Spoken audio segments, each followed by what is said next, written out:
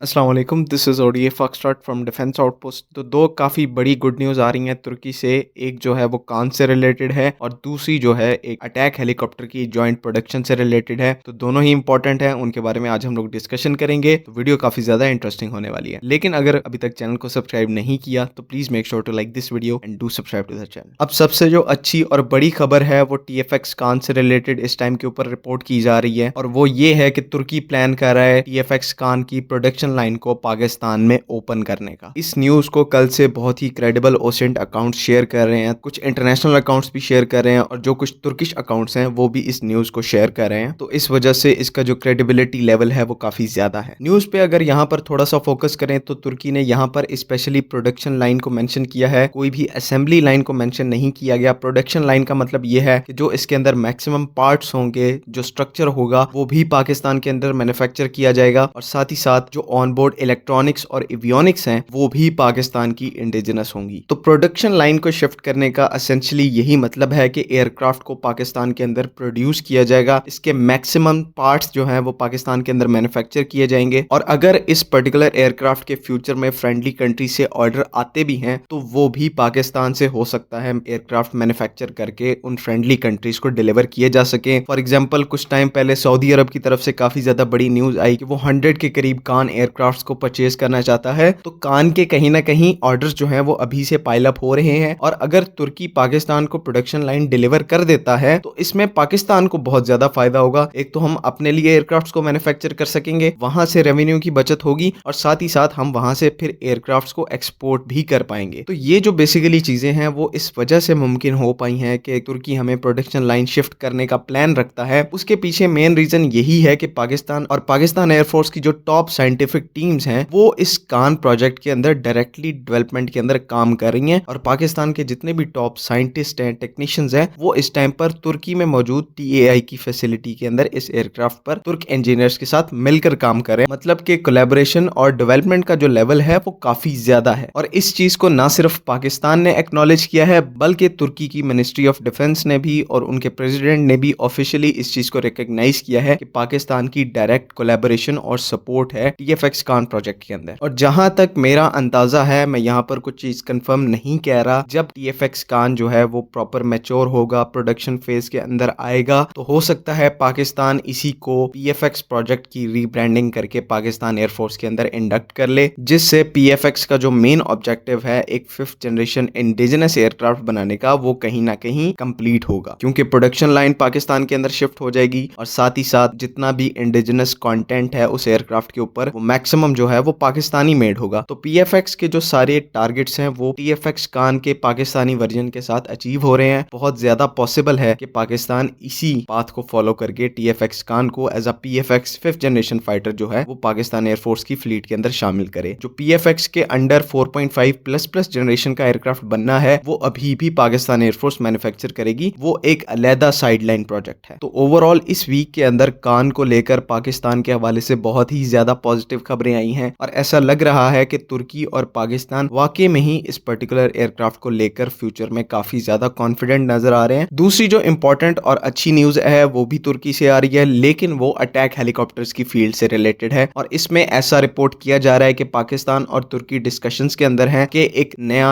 Joint attack helicopter develop किया जाए जो कि दोनों कंट्री की लैंड फोर्सेस जो हैं वो उसको इंडक्ट कर सके। इस टाइम के ऊपर तुर्की जो है T-129 अटैक हेलीकॉप्टर को डेवलप कर चुका है और अभी इस टाइम के ऊपर करंटली वो अटैक 2 यानी कि T-129 के सेकंड और अपग्रेडेड वेरिएंट के ऊपर काम कर रहा है, उसका डेवलपमेंट फेज चल रहा है और ये एक हैवी कैटेगरी का अटैक हेलीकॉप्टर होगा। तो इस जमन में भी ये कहा जा रहा है कि हो सकता है और इसके काफी ज्यादा हाई चांसेस हैं कि पाकिस्तान जो है वो अटैक 2 हेलीकॉप्टर की डेवलपमेंट में भी पार्ट लेगा और जिस तरह से हम लोग टीएफएक्स कान के अंदर प्रॉपर डायरेक्ट सपोर्ट प्रोवाइड कर रहे हैं वही चीज हम अटैक 2 हेलीकॉप्टर प्रोजेक्ट के अंदर भी करेंगे। और इस चीज से पर्टिकुलरली एक बहुत ही बड़ा पॉइंट ऑफ कंसर्न जो है वो एड्रेस होगा, वो ये है कि पाकिस्तान ने फाइटर जेट्स की फील्ड में इतनी ज्यादा प्रोग्रेस कर ली है, लेकिन जहां पर रोटरी विंग की और हेलीकॉप्टर्स की बात आती है हम तकरीबन जीरो के ऊपर खड़े हैं। तो ये चीज उस चीज को भी एड्रेस करती है कि अगर हम अटैक 2 की डेवलपमेंट का पार्ट बन जाते हैं, इंडिजनाइजेशन होती है, ट्रांसफर ऑफ टेक्नोलॉजी होता है, हमारे पर्सनल ट्रेन होते हैं, इंजीनियर्स उसके अंदर इन्वॉल्व होते हैं, तो रोटरी विंग की जो टेक्नोलॉजी है वो भी हमारे पास डायरेक्टली इनडायरेक्टली ट्रांसफर होगी और फ्यूचर में वो चीज काम आएगी और साथ ही साथ हमारा एक सेमी इंडिजिनस टाइप का अटैक हेलीकॉप्टर भी बन जाएगा अटैक 2 की सूरत में, जिसको हम अपनी लैंड फोर्सेस के अंदर आर्मी के साथ इंडक्ट कर सकते हैं। अब जो लोग यहाँ पर ये सोच रहे हैं कि Z10ME का क्या बनेगा, तो यहाँ पर इतनी कोई टेंशन लेने वाली बात नहीं है। Z10ME की जो प्रिक्योरमेंट है वो अपने हिसाब से बिल्कुल कंटिन्यू की जाएगी, इसको अबेंडन बिल्कुल भी नहीं किया जाएगा। लेकिन ये है कि अगर पाकिस्तान अटैक 2 की डेवलपमेंट के अंदर पार्ट लेता है तो Z10ME को फिर as a stop gap solution रख दिया जाएगा तब तक जब तक के अटैक 2 अटैक हेलीकॉप्टर का जो पाकिस्तानी वेरिएंट है वो तैयार होकर नहीं आ जाता। उस वक्त तक Z10ME जो है वो पाकिस्तान आर्मी एविएशन के अंदर अपनी सर्विसेज को परफॉर्म करेंगे और जैसे ही अटैक 2 आएगा तो इसके साइड लाइंस में रहकर वो सर्विसेज को कंटिन्यू करेंगे। तो Z10ME और J35 जो है वो हमारी वक्ती जरूरत है, लेकिन इसके पीछे लगकर हमें इंडिजनाइजेशन की जितनी भी अपॉर्चुनिटीज हैं उनको जाया नहीं करना। तुर्की अपने लिए एक रिलायबल पार्टनर ढूंढ रहा है और वो पाकिस्तान को इसी शक्ल के अंदर देखते हैं, तो इसके एवज पाकिस्तान को भी उनको पॉजिटिव रिस्पॉन्स देना पड़ेगा और